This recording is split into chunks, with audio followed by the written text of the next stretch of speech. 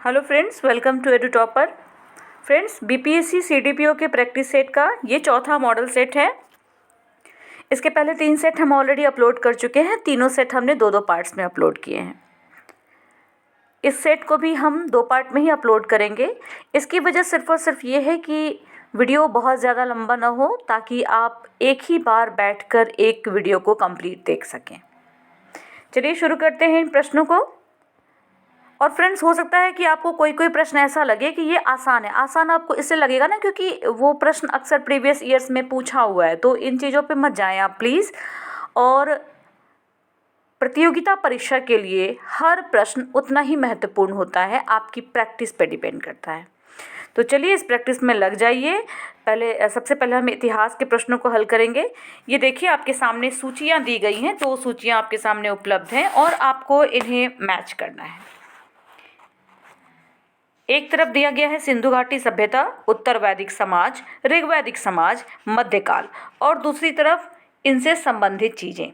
तो जब हम मैच करेंगे तो सिंधु घाटी सभ्यता नगरीय सभ्यता थी, उत्तर वैदिक समाज एक कृषक समाज था, ऋग्वैदिक समाज चारागाह से संबंधित था, और मध्यकाल में ज़मींदारी से संबंधित हमें चीज़ें मिलती हैं। इस तरीके से ये हमारे पहले प्रश्न का उत्तर है। दूसरा प्रश्न है, चारों वेदों में से किस एक में जादुई, माया और वशीकरण का वर्णन है? देखिए, ये सारी चीज़ें अथर्ववेद में हैं। क्योंकि अगर बाकी वेदों की बात करें ना, तो ऋग्वेद पुरुष सूक्त के लिए प्रसिद्ध है, यजुर्वेद में यज्ञ विधि का विधान है, सामवेद संगीत के लिए महत्वपूर्ण है, और जादू, टोने, इन चीज़ों का उल्लेख अथर्ववेद में मिलता है। अगले प्रश्न पे चलते हैं।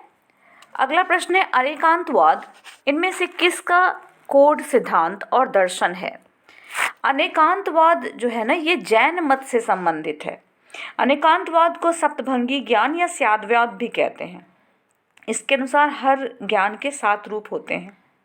ठीक है, जैसे कि है और नहीं है, कहा नहीं जा सकता, है लेकिन कहा नहीं जा सकता, नहीं है और कहा जा सकता है, और नहीं है और कहा नहीं जा सकता। ठीक है, बहुत कंफ्यूजिंग चीज़ें हैं, लिखी हुई रहेंगी और बहुत ध्यान से आप इसको पढ़ेंगे तभी समझ में आ पाएगा। मैं खुद ही बोलने में भी थोड़ी कंफ्यूज हो रही थी। ठीक है, तो यहाँ पर जो आंसर सही है वो है जैन मत। आगे बढ़ते हैं। इनमें से कौन सा एक सही कालानुक्रम है? ये भक्ति आंदोलन के प्रतिपादकों का कालानुक्रम है। इसमें सही है ए, क्योंकि शंकराचार्य अद्वैतवाद के प्रतिपादक थे। इनका उदय 8वीं सदी में हुआ था। इसके बाद आते हैं दक्षिण भारत में रामानुज, और तब अंत में आते हैं चैतन्य, जो बंगाल के 14वीं सदी के संत थे। आगे बढ़ते हैं। इन ग्रंथों पर विचार करना, उनको कालानुक्रम के अनुसार व्यवस्थित करना है। तो 2 ग्रंथों का नाम आपको आपके सामने स्क्रीन पर दिख रहा है। बाकी ग्रंथ मैं आपको अभी दिखाती हूँ। ये रहे। तो अब जब इनका काल हम मिलाएंगे ना, तो हमें मिलेगा डी क्यों? क्योंकि किताबुल हिंद जो है ये सबसे पहले रची गई थी। इसके बाद फिर आती है पृथ्वीराज रासो, फिर तबकाते नासिरी, और अंत में फतवाए जहांदारी। छठा प्रश्न है, अबुल फजल की मृत्यु इनमें से किसके कारण हुई थी? देखिए, अबुल फजल की मृत्यु का कारण थे शाहजादा सलीम। अबुल फजल के जो बड़े भाई थे फैजी, वो अकबर के दरबार में राजकवि थे। 1602 ईस्वी में दक्षिण से आगरा जाते समय वीर सिंह बुंदेला नाम के सरदार ने सलीम के कहने पर अबुल फजल की हत्या कर दी थी। सलीम कौन थे? जहांगीर। अगला प्रश्न है, किस मुगल बादशाह ने तंबाकू के प्रयोग पर निषेध लगाया? तंबाकू के प्रयोग पर निषेध लगाने वाले मुगल बादशाह थे जहांगीर। अगले प्रश्न पे चलते हैं। इनमें से किस वर्ष बंगाल से दासों के निर्यात को रोक दिया गया था? बंगाल से दासों के निर्यात को रोका गया था 1789 में। ये टाइम था जब कॉर्नवालिस यहाँ पर थे और इन्होंने दासों के निर्यात पर प्रतिबंध लगा दिया था। बाकी और ऑप्शंस की बात करें तो 1764 ईस्वी में बक्सर का युद्ध हुआ था, और 1858 ईस्वी में जो भारत का शासन था वो ईस्ट इंडिया कंपनी के हाथों से ब्रिटिश साम्राज्य के हाथ में ट्रांसफ़र हुआ था। अगला प्रश्न है, रिंग फेंस नीति का संबंध इनमें से किससे है? रिंग फेंस नीति का संबंध था वॉरेन हेस्टिंग्स से। आगे बढ़ते हैं। The Age of Consent Act किस वर्ष पारित हुआ? The Age of Consent Act पारित हुआ था 1891 में। आप बाकी ऑप्शंस की बात करें तो 1856 में विधवा पुनर्विवाह अधिनियम बना था, 1881 में पहली बार फैक्ट्री एक्ट बना और 1905 में बंगाल विभाजन हुआ था। पब्लिक वर्क्स डिपार्टमेंट को 1845 से 1855 के दौरान स्वरूप देने वाले कौन थे? 1845 से 1855 के दौरान जिन्होंने पब्लिक वर्क डिपार्टमेंट को एक रूप दिया था ये थे लॉर्ड डलहौजी। आगे बढ़ते हैं। इंडिया फॉर इंडियंस किताब किसने लिखी? इंडिया फॉर इंडियंस किताब के लेखक थे C.R. दास यानी कि चित्तरंजन दास। देखिए, चित्तरंजन दास जो थे एक महान स्वतंत्रता सेनानी तो थे ही, साथ ही साथ एक अच्छे पॉलिटिशियन थे, बहुत अच्छे वकील थे और एक पत्रकार भी थे। सम्मान से इनको देशबंधु कहा जाता था। जब नॉन कॉपरेशन मूवमेंट हुआ था ना, उस समय चित्तरंजन दास ने अपनी वकालत छोड़ दी थी और इन्होंने ही और मोतीलाल नेहरू के साथ मिलकर 1923 ईस्वी में स्वराज दल का गठन भी किया था। अगले प्रश्न पे चलते हैं। महात्मा गांधी और इनके विचारों से प्रभावित होने वाले प्रथम आदिवासी नेता कौन थे? यहाँ पर आप थोड़ा सा कंफ्यूज हो सकते हैं, आपको कुछ देर के लग सकता है कि अल्लूरी सीताराम राजू आंसर होगा, लेकिन अल्लूरी सीताराम राजू से भी पहले जोड़ानांग थे जो कि महात्मा गांधी के विचारों से काफ़ी प्रभावित हुए। तो और हमसे पूछा जा रहा है प्रथम आदिवासी नेता। अगले प्रश्न पे चलते हैं। इनमें से जो बिल्डिंग्स का नाम दिया गया है, भवनों का नाम दिया गया, इनमें से कौन सा फतेहपुर सिकरी में नहीं है? तो देखिए, बुलंद दरवाज़ा, जामा मस्जिद, पंचमहल, ये सभी फतेहपुर सिकरी में है। कौन नहीं है? नगीना मस्जिद फतेहपुर सिकरी में नहीं है, ये आगरा में है और इसका निर्माण शाहजहां ने करवाया था। जबकि आप जानते हैं कि फतेहपुर सिकरी का निर्माण अकबर ने करवाया था। अगले प्रश्न पे चलते हैं। इनमें से किसे फ्रंटियर गांधी कहा जाता है? फ्रंटियर गांधी कहा जाता है खान अब्दुल गफ्फार खान को। इन्होंने ही खुदाई खिदमतगार के नाम से मजदूरों का संगठन तैयार किया था, जो कि जिसे लाल कुर्ती आंदोलन भी कहा जाता है इनके आंदोलन को। आगे बढ़ते हैं। कांग्रेस ने पूर्ण स्वराज्य की घोषणा सबसे पहले कहाँ की? कांग्रेस ने ये घोषणा की थी लाहौर में 1929 में, लाहौर सेशन में, जिसके अध्यक्ष थे पंडित जवाहरलाल नेहरू। रॉलेट एक्ट लाने का क्या प्रयोजन था? देखिए, रॉलेट एक्ट लाने का प्रयोजन था मुख्य रूप से राष्ट्रीय और क्रांतिकारी गतिविधियों पर रोक लगाना। अगले प्रश्न पे चलते हैं। मुजफ्फरपुर बम कांड 1908 का संबंध इनमें से किससे है? मुजफ्फरपुर बम कांड का संबंध प्रफुल्ल चाकी से है। प्रफुल्ल चाकी और खुदीराम बोस ने 30 अप्रैल 1908 को मुजफ्फरपुर के जज किंग्सफोर्ड की हत्या करने का प्रयास किया था, लेकिन ये प्रयास असफल हुआ था और फाइनली पुलिस से बचने के लिए प्रफुल्ल चाकी ने खुद को गोली मारकर आत्महत्या कर ली, जबकि खुदीराम बोस को मुकदमा चलाकर फांसी दे दी गई थी। अगला प्रश्न, इनमें से किसका संबंध सनातन आदिवासी महासभा से है? सही उत्तर है इसका थेबले ओरांव। थेबले ओरांव का संबंध आदिवासी महासभा से है। वहीं आपको बता दूं कि छोटा नागपुर संथाल परगना आदि सभा का 1939 में नाम बदल करके आदिवासी महासभा कर दिया गया था, जिसके बारे में ये प्रश्न बात कर रहा है। अगला प्रश्न, इनमें से कौन 1930 के दशक में किसान सभा आंदोलन से सक्रिय रूप से जुड़े थे? इस समय सक्रिय रूप से जुड़े थे स्वामी सहजानंद सरस्वती। ये काफ़ी सक्रिय तरीके से 1930 के दशक में किसान सभा आंदोलन से जुड़े थे। साथ ही साथ ये अखिल भारतीय किसान सभा के अध्यक्ष भी थे। अगला प्रश्न है, पुस्तक 1984 ये किसके द्वारा लिखी गई है? 1984 मूल रूप से लिखी गई है जॉर्ज ओरवेल के द्वारा। अगले प्रश्न पे चलते हैं। हिंदू भाद्रपद मास में जनजातियों की कौन सी पूजा होती है? इस समय जनजातियों की पूजा होती है कर्मा पूजा।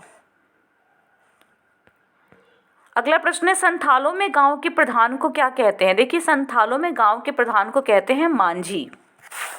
अगले प्रश्न पे चलते हैं, ताना भगत आंदोलन की शुरुआत कब हुई थी? ताना भगत आंदोलन की शुरुआत जो हुई थी ना, ये अप्रैल 1914 में हुई थी। ताना भगत ओरांव जनजातीय समुदाय के लोग थे और ये गांधीवाद से काफ़ी प्रभावित थे। इनमें से किसने 1857 के विद्रोह में सक्रिय तरीके से भाग लिया था? देखिए, 1857 के विद्रोह में बहुत सारे लोगों ने सक्रिय तरीके से भाग लिया था और यहाँ भी हम जिनकी बातें कर रहे हैं, जितने भी ऑप्शंस हैं यहाँ पे, इन सभी लोगों ने सक्रिय तरीके से भाग लिया था। नाना साहेब कानपुर से थे, बेगम हजरत महल लखनऊ से, मौलवी अहमदुल्ला फैजाबाद से और बेगम जीनत महल दिल्ली से थीं। अगले प्रश्न पे चलते हैं। अगला प्रश्न है कि किस अधिनियम के बारे में जवाहरलाल नेहरू ने कहा था कि हमें एक ऐसी कार दी गई जिसमें सब ब्रेक थे लेकिन इंजन नहीं था? ये बात जवाहरलाल नेहरू ने कही थी 1909 के अधिवेशन के विषय में, 9 के अधिनियम के विषय में, 1935 के अधिनियम के बारे में ये बात जवाहरलाल नेहरू ने कही थी। क्योंकि हुआ क्या था कि भारत शासन अधिनियम जो 1935 का आया था, इसमें राज्य के स्तर पर यानी प्रोविंस के स्तर पे, प्रांत के स्तर पे द्वैध शासन को ख़त्म कर दिया गया और केंद्र में द्वैध शासन शुरू किया गया। इसी को जवाहरलाल नेहरू ने कहा कि ये ऐसी कार है, इसमें ब्रेक है लेकिन इंजन ही नहीं है। इसको इन्होंने ना दासता का अधिकार पत्र भी कहा था। और वही मोहम्मद अली जिन्ना ने तो इसको पूरी तरह सड़ा हुआ फल कह के, बिल्कुल ही बुरा कह करके इसको एकदम रिजेक्ट कर दिया था। अगला प्रश्न है, हिट रिफ्रेश पुस्तक के लेखक कौन हैं? हिट रिफ्रेश पुस्तक के लेखक हैं सत्या नडेला। सत्या नडेला की बात करें तो ये माइक्रोसॉफ्ट के सीईओ रहे हैं। अगला प्रश्न है, किस शासक को ग्रांड ट्रंक रोड के निर्माण का श्रेय दिया जाता है? देखिए, ग्रांड ट्रंक रोड, ऐसे तो इसके निर्माण के बारे में बहुत सारी बातें हैं कि इसका जो मूल निर्माण था इस रोड का, वो मौर्य साम्राज्य के समय से ही हुआ था, लेकिन इसका जो मुख्य श्रेय दिया जाता है ना, वो शेरशाह सूरी को दिया जाता है। ग्रांड ट्रंक रोड बंगाल के सोनार गांव से आगरा, दिल्ली, लाहौर होते हुए सिंध के पेशावर तक जाती है। अगला प्रश्न है, महमूद गजनी के साथ भारत आने वाला मुस्लिम विद्वान कौन था? बहुत ही इम्पॉर्टेंट प्रश्न है, कई बार पूछा जा चुका है। महमूद गजनी के साथ भारत आने वाला जो मुस्लिम विद्वान था वो था अलबरूनी। अलबरूनी की मुख्य रचना है तारीख़ुल हिंद। ये काफ़ी कला प्रेमी थे, इतिहास लेखक थे, धर्म, दर्शन, ज्योतिष और गणित के बहुत अच्छे विद्वान, बहुत ही महान विद्वान ये थे। अगला प्रश्न है कि इनमें से हमें गलत युग्म को पहचानना है, कौन सा युग्म, कौन सा जोड़ा गलत है? तो देखिए, यहाँ पर चिश्ती दिल्ली और दोआब सही है, सुहारवर्दी सिंध बिल्कुल ठीक है, फिरदौसी बिहार भी बिल्कुल ठीक है, लेकिन औलिया जो थे ना, ये मूल रूप से दिल्ली के संत थे और चमत्कारिक शक्ति के लिए जाने जाते थे। अगला प्रश्न है, ब्रिटिश द्वारा इनमें से रैयतवाड़ी प्रथा कहाँ लागू की गई थी? देखिए, ब्रिटिशर्स ने 3 तरह के सेटलमेंट्स लाए थे, रैयतवाड़ी, महलवाड़ी और ज़मींदारी। इसमें से रैयतवाड़ी प्रथा मूल रूप से मद्रास प्रेसिडेंसी में लागू की गई थी और बम्बई प्रेसिडेंसी में भी लागू की गई थी। मद्रास में 1792 ईस्वी में मुनरो ने लागू की थी, जबकि बम्बई में 1822 ईस्वी में एल्फिस्टन ने लागू की थी। रैयतवाड़ी प्रथा क्या थी ये तो आप जानते ही होंगे। रैयतवाड़ी में रैयत कहा जाता था किसानों को, तो डायरेक्ट किसानों से ही सेटलमेंट किया जाता था, इंतज़ाम किया जाता था रेवेन्यू कलेक्ट करने का। अगला प्रश्न है, इन 2 कथनों पर हमें विचार करना है और उसके बाद प्रश्न का उत्तर देना है। तो चलिए इस पे पहले डिस्कस कर लेते हैं। पहला कथन है कि भारतीय राष्ट्रीय कांग्रेस का प्रथम अधिवेशन कलकत्ता में हुआ। ये बिल्कुल गलत है, इसलिए क्योंकि भारतीय राष्ट्रीय कांग्रेस का जो प्रथम अधिवेशन हुआ था ना, वो बम्बई के गोकुलदास तेजपाल संस्कृत महाविद्यालय में हुआ था और 1885 में हुआ था। दूसरा कथन है, भारतीय राष्ट्रीय कांग्रेस का दूसरा अधिवेशन दादाभाई नौरोजी की अध्यक्षता में हुआ। ये बिल्कुल सही है। चलिए तीसरा कथन देखते हैं।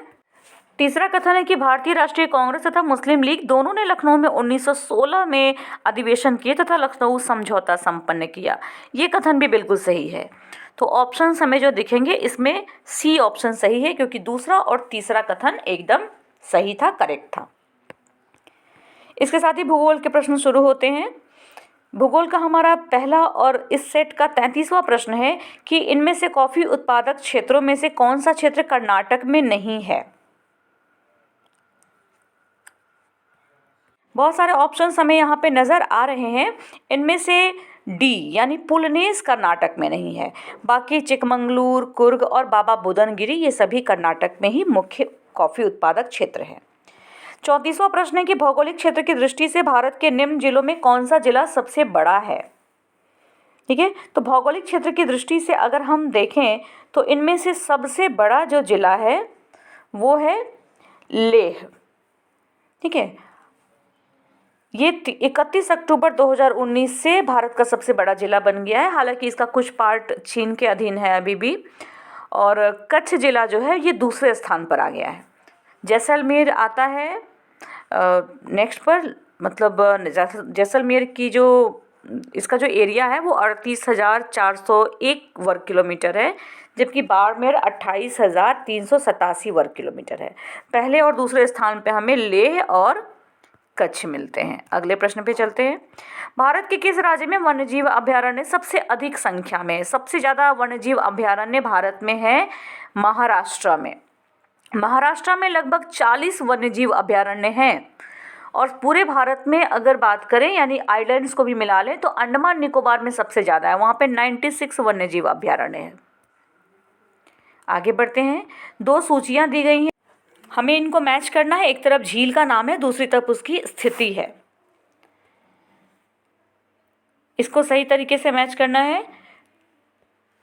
ये जो साला झील है ये है अरुणाचल प्रदेश में, बड़खल झील हरियाणा के फरीदाबाद में, लोकटक झील मणिपुर में है और कालीवेली झील तमिलनाडु के विल्लुपुरम जिला में है। तो ये हमारा 1 2 3 4 ये बिल्कुल सही है और पहला ही ऑप्शन आपको दिख रहा है 1 2 3 4 का। अगले प्रश्न पे चलते हैं। इनमें से कौन सी भारत की नवीनतम पर्वत श्रेणी है? ये भारत की नवीनतम पर्वत श्रेणी है हिमाद्री, क्योंकि आप जानते हैं कि हिमालय पर्वत श्रृंखला जो है ना वो पूरे विश्व में सबसे नई पर्वत श्रृंखला, यंगेस्ट माउंटेन है हिमालय, और हिमाद्री इसी का एक पार्ट है। जबकि अरावली श्रेणी जो है ये भारत की सबसे पुरानी पर्वत श्रृंखला है। इनमें से कौन सा सही सुमेलित नहीं है हमें बताना है। तो तांबा चित्रदुर्ग बिल्कुल सही है, लौह बेलारी ये भी सही है। एक मिनट देखिए, तांबा जो है ये मेरे से मिस्टेक हुआ, सॉरी। तांबा जो है ये चित्रदुर्ग में नहीं बल्कि तांबा मूल रूप से भीलवाड़ा राजस्थान में मिलता है। इसी तरीके से लौह बेलारी में है, ये कथन ठीक है, सही है। मैंगनीज जो है ये भी राजस्थान के बांसवाड़ा, उदयपुर, पाली आदि जिलों में पाया जाता है, तो ये और ये गलत है। बॉक्साइट तो कटनी में है ही, बॉक्साइट मध्य प्रदेश के कटनी में मिलता है, यहाँ पे उसका उत्खनन होता है, सही है। तो हमारा आंसर क्या होगा, हमें बताना है कौन सा कथन सही नहीं है, कौन सा सुमेलित नहीं है। तो 1 और 3 सुमेलित नहीं है, तो ऑप्शंस को देख लेते हैं। ये देखिए सी में है 1 और 3। अगला प्रश्न है कश्मीर घाटी कहाँ स्थित है? कश्मीर घाटी स्थित है पीर पंजाल और हिमाद्री पर्वत श्रेणियों के बीच में, यानी बी ऑप्शन सही होगा। जीवन की भौतिक गुणवत्ता सूचकांक PQLI किसके द्वारा विकसित किया गया है? देखिए, जीवन के भौतिक गुणवत्ता सूचकांक का प्रतिपादन पहली बार जॉन टिनवर्जन ने वर्ष 1976 में किया था। इसको वैज्ञानिक तरीके से विकसित करने का श्रेय जाता है मॉरिस डी मॉरिस को। इसमें 3 घटक होते हैं, जन्म के समय जीवन प्रत्याशा, जो मातृ मृत्यु दर हो और साक्षरता। इन 3 चीज़ों के आधार पर इस सूचकांक को जारी किया जाता है। अगला प्रश्न है भारत में कौन सा मृदा प्रारूप लोहे के अतिरेक होने के कारण बंजर होता जा रहा है? कौन सी ऐसी मिट्टी है भारत में जो लोहे का एक्सेस होने की वजह से बंजर होती जा रही है? ये मिट्टी है लेटराइट मिट्टी, क्योंकि लेटराइट मिट्टी में ही लौह ऑक्साइड पाया जाता है। अगला प्रश्न है, यमुना नदी के सहायक नदियों पर विचार करना है और पश्चिम से पूर्व की ओर इन्हें क्रम से व्यवस्थित करना है। इसको जब हम व्यवस्थित करेंगे पश्चिम से पूर्व, यानी कि ये हमारा वेस्ट हो गया और इधर ईस्ट हो गया, तो सबसे पहले हमें मिलेगी चंबल, चंबल के बाद सिंध, फिर बेतवा और अंत में केन, यानी चंबल सिंध बेतवा और केन। चंबल नदी की बात करें तो ये मध्य प्रदेश के महू के पास से निकलती है। ये राजस्थान के सवाई माधोपुर और धौलपुर होते हुए बाद में जमुना में मिल जाती है। अगले प्रश्न पे चलते हैं। हमें बताना है इसमें से कौन सा एक सही सुमेलित नहीं है। तो देखिए, कजाकिस्तान करागांडा बिल्कुल ठीक है, यूक्रेन क्रिवोई राग ये भी सही है, फ्रांस जो है ये नॉर्मेंडी, और जर्मनी पायरेनीज। ठीक है, तो इस तरीके से ये 2 ऑप्शन हैं जो हमारे सही तरीके से सुमेलित नहीं है, तो हमारा आंसर क्या होगा? ई।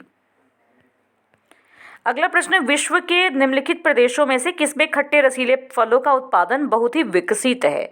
ये विकसित है भूमध्य सागरीय प्रदेश में, यहाँ पे खट्टे रसीले फल खूब सारे होते हैं। अगला प्रश्न है कि पारसनाथ पहाड़ी की ऊंचाई कितनी है? पारसनाथ पहाड़ी की ऊंचाई है 4480 फुट। 46वां प्रश्न है कि इनमें से कौन सा चीन का सीमावर्ती नहीं है? चीन का सीमावर्ती नहीं होने वाला है बुल्गारिया। रूस से चीन की सीमा मिलती है, मंगोलिया से भी मिलती है और पाकिस्तान से भी मिलती है। एकमात्र बुल्गारिया ऐसा देश है जिससे चीन की सीमा नहीं मिलती। ऐसे हम देखें तो एशिया के पूर्वी भाग में जो चीन है, यहाँ पर चीन की सीमा पर 14 देश स्थित हैं, जिसे उत्तरी Korea, Mongolia, Kyrgyzstan, Kirghizia, Tajikistan, Afghanistan, Bharat, Pakistan, Nepal, Bhutan, Myanmar, Laos और वियतनाम। अगले प्रश्न पे चलते हैं। कांगो कहाँ स्थित है? कांगो अफ्रीका महाद्वीप में स्थित है। इसका पुराना नाम था जायरे। आगे बढ़ते हैं। इनमें से कौन ब्रिक्स का सदस्य नहीं है? देखिए, ब्रिक्स के सदस्य देशों में ब्राज़ील है, रूस है, भारत है, चीन है और दक्षिण अफ्रीका है, लेकिन भूटान इसका सदस्य नहीं है, इसलिए आंसर हमारा क्या होगा? ए। ग्वादर पत्तन किस देश में स्थित है? ग्वादर पत्तन ये स्थित है पाकिस्तान में। इसको ये इसलिए भी चर्चा में है ना, क्योंकि इसको पाकिस्तान में चीन की सहायता से बनाया जा रहा है। अगला प्रश्न है कि भारत का एक राज्य जिससे होकर कर्क रेखा गुजरती है, वो कौन सा राज्य है? चलिए ऑप्शंस देख लेते हैं। देखिए, ये आप जानते हैं कि इसमें भारत के 8 राज्यों से होकर कर्क रेखा गुजरती है। गुजरात, राजस्थान, मध्य प्रदेश, छत्तीसगढ़, झारखंड, पश्चिम बंगाल, त्रिपुरा, मिजोरम, है ना। इनमें से किससे होके गुजरती है हमें ये बताना है। एकमात्र झारखंड वो राज्य है इसमें जिससे होके कर्क रेखा गुजरती है। अगला प्रश्न है, इंडियन स्टैंडर्ड टाइम IST और ग्रीनविच मीन टाइम में कितने समय का अंतर होता है? यहाँ अंतर होता है 5 घंटे 30 मिनट का। ठीक है, 5 घंटे 30 मिनट का। देखिए है क्या यहाँ पे कि तो ये जो ग्रीनविच टाइम है ये 0 डिग्री है। ठीक है, और हमारा जो स्टैंडर्ड ये टाइम है वो 82.5 डिग्री है। ठीक है, और हम जानते हैं कि एक देशांतर पर 4 मिनट का अंतर पड़ जाता है। इसी वजह से आप देखेंगे तो ये पूरा का पूरा अंतर जो पड़ेगा ना ग्रीनविच मीन टाइम से, क्योंकि 0 डिग्री से यहाँ पे हम 82.5 डिग्री तक आए, है ना, 82.5 डिग्री तक आए, तो इसमें हमें कुल मिल जाते हैं 333 मिनट, यानी 5 घंटे और 30 मिनट। अगला प्रश्न है, इनमें से किस राज्य में सबसे अधिक अनुसूचित जनजातियों की संख्या है? जनजातियां सबसे ज़्यादा अनुसूचित जनजातियों की बात करें तो ये मध्य प्रदेश में रहते हैं। लगभग 1.25 करोड़ इनकी आबादी है यहाँ पर। अगला प्रश्न, इनमें से किस शहर को दक्षिण भारत का मैनचेस्टर कहते हैं? देखिए, दक्षिण भारत का मैनचेस्टर कहते हैं कोयम्बटूर को। भारत में अगर हम कॉटन क्लॉथ की राजधानी बताएं तो वो है मुंबई। नॉर्थ इंडिया का मैनचेस्टर कानपुर, पूरब का बोस्टन अहमदाबाद और दक्षिण भारत का मैनचेस्टर कोयम्बटूर को कहते हैं। हालांकि मैनचेस्टर ऑफ इंडिया केवल पूछा जाए तो वो अहमदाबाद को कहते हैं। अगला प्रश्न है, गेहूं की खेती के लिए कौन सा उर्वरक अधिक मात्रा में प्रयोग करेंगे? गेहूं की खेती के लिए नाइट्रोजन का प्रयोग होता है, इसलिए नाइट्रोजन उर्वरक हम अधिक मात्रा में प्रयोग करेंगे। नाइट्रोजन में क्या होता है ना, ये वनस्पति वृद्धि में काफ़ी सहायक होता है और हरे रंग को बढ़ाता है। अगला प्रश्न है, भारत के किस राज्य में विश्व का सबसे बड़ा थोरियम का भंडार है? देखिए, भारत में केरल में थोरियम का सबसे बड़ा भंडार है।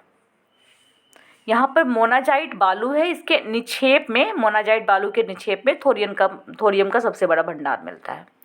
56वां प्रश्न है, कौन सा वार्षिक मेला ऊंट के व्यापार के लिए प्रसिद्ध है? वार्षिक मेला की बात करें तो राजस्थान में लगने वाला पुष्कर मेला ऊंट के लिए प्रसिद्ध है। ये लगता है अक्टूबर या नवंबर के मंथ में। अगला प्रश्न है, ग्रेट हिमालय की ऊंचाई क्या है? ग्रेट हिमालय की औसत ऊंचाई तो ऐसे 5100 मीटर है, लेकिन इसमें जो इसकी जो सबसे ऊंची चोटी है वो 8848 मीटर है। तो यहाँ पर जो हमें सबसे करीबी मिल रहा है ना ऑप्शन, वो फर्स्ट ऑप्शन है, इसलिए हम इसी को सही मानेंगे। अगला प्रश्न है कि इनमें से किस केंद्र शासित प्रदेश में ओंज जनजाति के लोग रहते हैं? देखिए, ओंज जनजाति के लोग अंडमान निकोबार में रहते हैं। अंडमान निकोबार में छः तरह के ट्राइब्स रहते हैं, 6 तरह की जनजातियाँ रहती हैं। सेंट्रलीज, जारावाज, ओंज, अंडमानीज, निकोबारीज, शोम्पेन्स, ये 6 जनजातियाँ यहाँ पे रहती हैं। अगला प्रश्न है कि हमें सुमेलित करना है सूची 1 को दूसरे से। एक में खनिज है और दूसरे में संबंधित स्थान है। तो जब इसका हम सूचीबद्ध इसको करेंगे तो कोयला गिरिडीह, अलवर प्रसिद्ध है तांबे के लिए, मैग्नीज धारवाड़ के लिए और जयमकोंडम भूरे कोयले के लिए यानी लिग्नाइट के लिए प्रसिद्ध है। अगले प्रश्न पे चलते हैं। यहाँ से हमारा राज व्यवस्था का प्रश्न शुरू होता है। भूगोल के प्रश्न और इतिहास के प्रश्न हमने कर लिए। पहला प्रश्न है हमें कि हमें बताना है कि कौन सा सुमेलित नहीं है। एक तरफ आर्टिकल्स दिए गए हैं और दूसरी तरफ उससे संबंधित चीज़ें दी गई हैं। मूल रूप से आप देख रहे हैं कि सारे के सारे आर्टिकल जो हैं वो आपके DPSP यानी कि नीति निर्देशक तत्वों से संबंधित हैं। यहाँ पर आर्टिकल 39A बिल्कुल सही है, ये सामान्य न्याय और निःशुल्क विधि सहायता से संबंधित है। अनुच्छेद 40 ग्राम पंचायतों से है, ये भी ठीक है। अनुच्छेद 44 समान नागरिक संहिता से संबंधित है, ये भी बिल्कुल सही है। लेकिन अनुच्छेद 48 जो है ना, ये न्यायपालिका का कार्यपालिका से पृथक्करण नहीं करता, बल्कि ये कृषि और पशुपालन का संगठन करने की बात करता है। अगला प्रश्न है, भारत के महान्यायवादी के विषय में कुछ कथन है, इन पर विचार करने हैं और हमें बताना है कि इनमें से कौन से कथन सही हैं। पहला है कि राष्ट्रपति किसी ऐसे व्यक्ति की नियुक्ति करेगा जो उच्चतम न्यायालय के न्यायाधीश के रूप में नियुक्ति के लिए अर्ह होगा।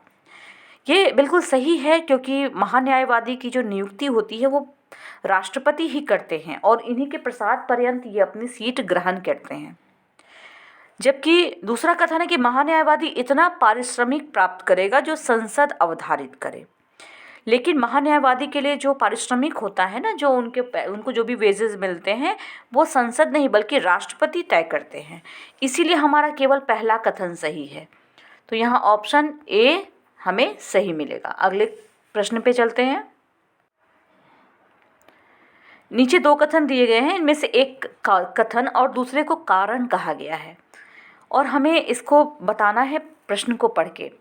थोड़ा सा ध्यान से इसको देखिएगा, समझिएगा, क्योंकि कथन और कारण वाले प्रश्न जो होते हैं असर्शन रीज़न वाले, वो अक्सर बहुत कंफ्यूजिंग होते हैं, बहुत ज़्यादा कंफ्यूज करते हैं।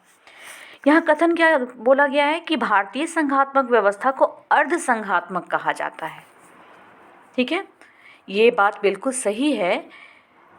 हमारी भारतीय संघात्मक व्यवस्था को अर्ध संघात्मक कहते हैं, इसको परिसंघीय भी कहते हैं, लेकिन प्रबल एकात्मक भी कहा जाता है इसको।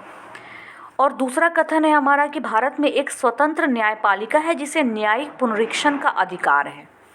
ये बात भी बिल्कुल सही है, हमारे यहाँ की न्यायपालिका बिल्कुल ही स्वतंत्र है और ये न्यायिक पुनरीक्षण यानी कि जुडिशियल रिव्यू कर सकती है।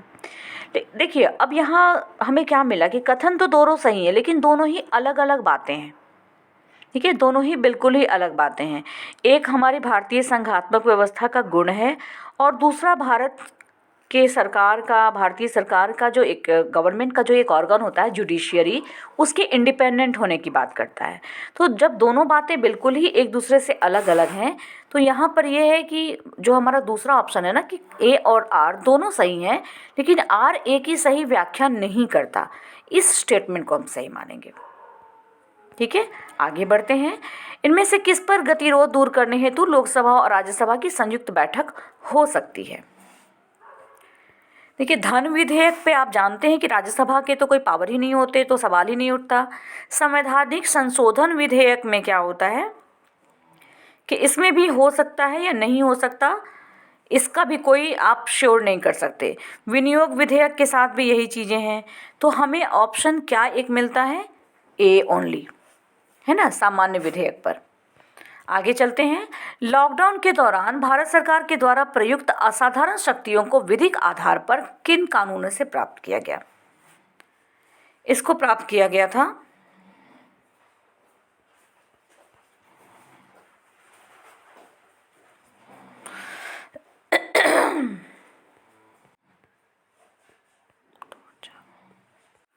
मूल रूप से 2 और 4 से, यानी डिजास्टर मैनेजमेंट एक्ट 2005 और एपिडेमिक डिजीज एक्ट 1897, इन दोनों के आधार से इसको प्राप्त किया गया था।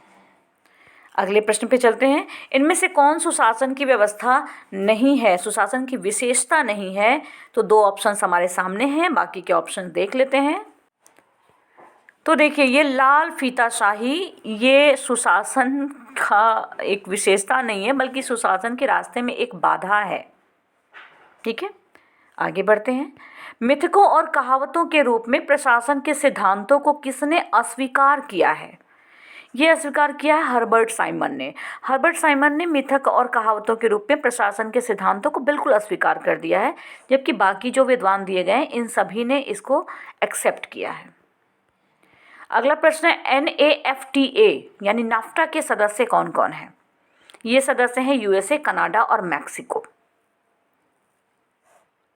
आगे बढ़ते हैं। राज्य हर जगह है, ये अंतराल शायद ही कोई छोड़ता है, ये वक्तव्य किस धारणा की व्याख्या करता है? यहाँ कहा जा रहा है कि राज्य हर जगह है, ठीक है, राज्य हर जगह उपस्थित है, ये बात किस तरह के राज्य के बारे में बताता है?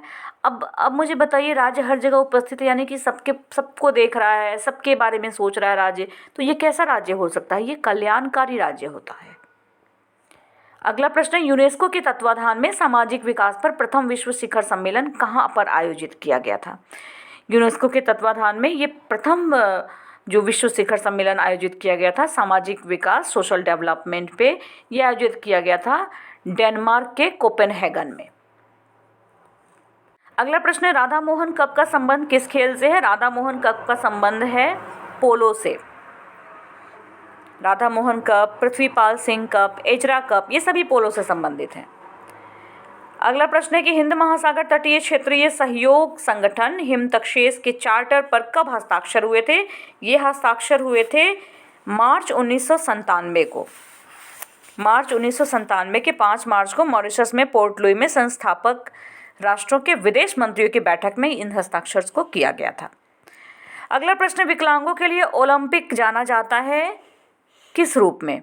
विकलांगों के लिए ओलंपिक को एबिलिम्पिक्स के रूप में जाना जाता है। ये विकलांग खिलाड़ियों का ओलंपिक खेल है।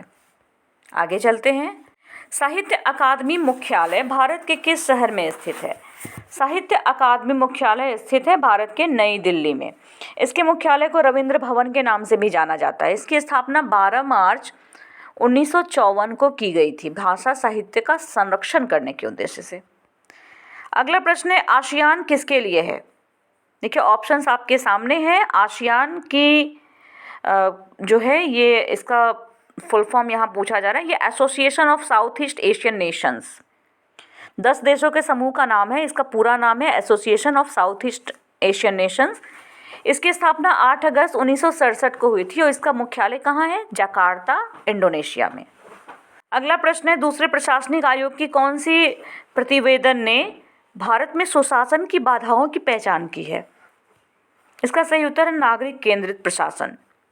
ये प्रशासन का केंद्र बिंदु। इस प्रतिवेदन ने भारत में सुशासन की बाधाओं की पहचान की है। आगे बढ़ते हैं। भारतीय संविधान के कौन से अनुच्छेद में जिला योजना समिति का गठन होता है? देखिए, भारतीय संविधान के अनुच्छेद 243 ZD में जिला योजना समिति का गठन किया जाता है। ये जिला स्तर पर पंचायतों और नगर पालिकाओं के द्वारा जो योजनाएं तैयार की जाती हैं ना, उनके लिए एक विकास योजना प्रारूप तैयार करने के लिए इसका गठन किया जाता है। अगले प्रश्न पे चलते हैं। जोड़ियां बनानी है, हमें बताना है कौन किससे मैच हो रहा है। 1949 से 51 में स्थानीय वित्त जांच समिति हुई, बिल्कुल सही है। 1953 से 54 में कराधान जांच आयोग बना, ये भी ठीक है। 1963 से 66 में ग्रामीण शहरी संबंध समिति, बिल्कुल सही। और 1985 से 88 में शहरीकरण पर राष्ट्रीय आयोग। यानी कि सभी कथन सभी सही हैं। 1 2 3 4 हमारा आंसर होगा। अगला प्रश्न है कि राष्ट्रीय मतदाता दिवस कब मनाया जाता है? राष्ट्रीय मतदाता दिवस मनाया जाता है 25 जनवरी को। हर वर्ष 25 जनवरी को मनाया जाता है। और आज के इस सेट के पार्ट का यानी पॉलिटिकल साइंस का अंतिम प्रश्न है, आंतरिक सुरक्षा अकादमी कहाँ अवस्थित है? आंतरिक सुरक्षा अकादमी अवस्थित है माउंट आबू, राजस्थान में। इसकी स्थापना 1975 में केंद्रीय रिजर्व पुलिस बल के अधिकारियों को प्रशिक्षण देने के लिए की गई थी।